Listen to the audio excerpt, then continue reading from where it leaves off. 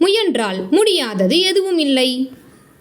வணக்கம் நண்பர்களே, நான் உங்கள் சகோதரி சேனலுக்கு உங்கள் அனைவரையும் வரவேற்கிறோம்.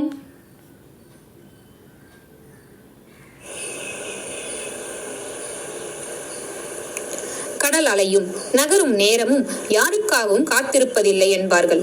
யாரிடமும் வாங்க முடியாத, யாருக்கும் கொடுக்க முடியாத ஒரு உன்னத பொருள் நேரம்.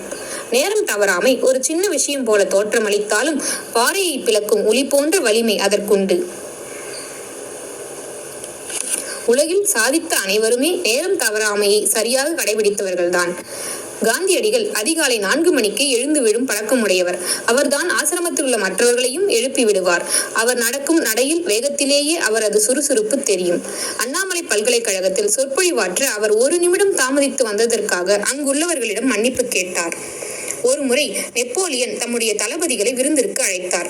குறிப்பிட்ட நேரத்திற்குள் அவர்கள் வராததால் அவரே தனியாக அமர்ந்து உணவருந்த ஆரம்பித்து விட்டார். அவர் சாப்பிட்டு முடிக்கும் நேரத்தில் தளபதிகள் ஒருவர் பின் ஒருவராக அறையின் உள்ளே நுழைந்தனர். உடனே சாப்பிட்டு விட்டு எழுந்த நெப்போலியன், தளபதிகளே, சாப்பிடும் நேரம் முடிந்து விட்டது, வாருங்கள், நாம் இனி 1 நிமிடம் கூட வீணாக்காமல் போருக்கு செல்வோம் என்றார்.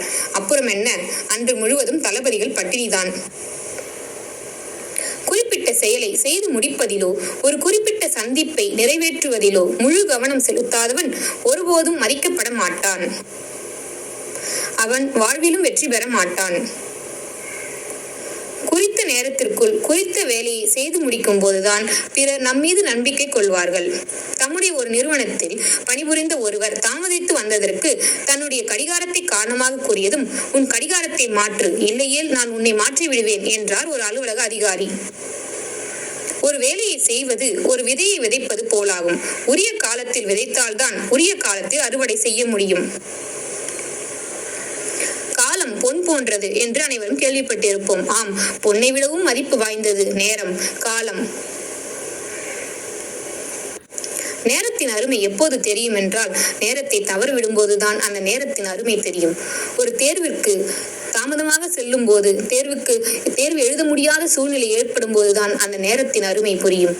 அதே போல ஒரு விளையாட்டு வீரன் அந்த ஒரு சில நிமிடங்களில், மணித்துளிகளில் வெற்றி வாய்ப்பை இழக்கும் போதுதான் அந்த நேரத்தின் அருமை புரியும். அதுபோலத்தான் நேரமும் காலமும் வாழ்க்கையில் மிக மிக முக்கியமானது.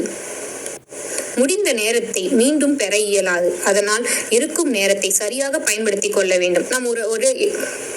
நாம் ஒரு இடத்திற்கு செல்லும் போது அந்த இடத்திற்கு மிகவும் சரியாக நேரத்திற்கு முன்பாகவே, ஒரு குறிப்பிட்ட ஒரு 1/2 மணி நேரம் முன்பாகவே சென்று விடுவது மிகவும் நல்லது.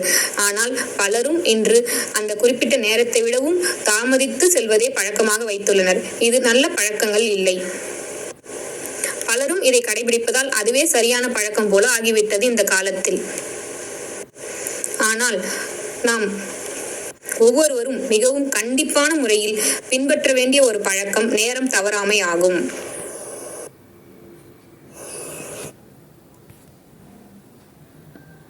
கருத்துக்களை வழங்கியவர் நான் உங்கள் சகோதரி பால்லி.